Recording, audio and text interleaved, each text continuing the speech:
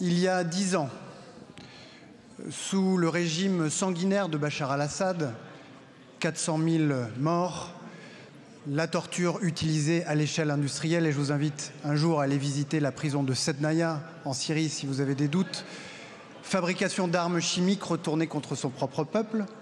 C'est de la Syrie, monsieur le député, que sont partis certains des attentats terroristes qui ont touché le territoire national.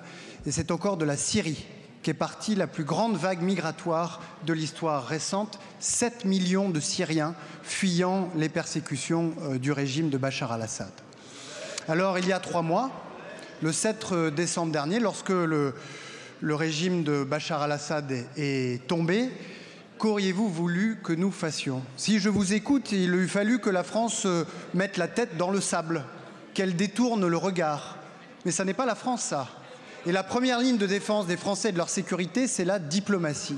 Et c'est la raison pour laquelle nous sommes rendus en Syrie pour faire part aux autorités de transition de nos exigences en matière de sécurité, à commencer par la lutte contre le terrorisme qui passe par le respect des droits et des intérêts des Kurdes en Syrie et par la destruction des stocks d'armes chimiques du régime.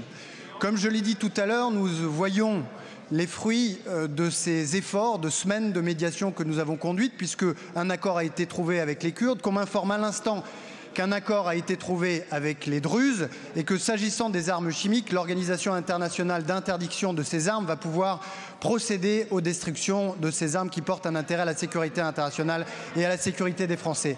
Ceci étant dit, nous n'avons aucune naïveté et aucune complaisance. Je l'ai dit tout à l'heure, nous ne pourrons accepter aucune nouvelle levée de sanctions si nous n'avons pas de garantie que les exactions dont ont été victimes les civils alaouites et chrétiens seront punis par la justice syrienne. Merci beaucoup, monsieur le ministre. Monsieur le député.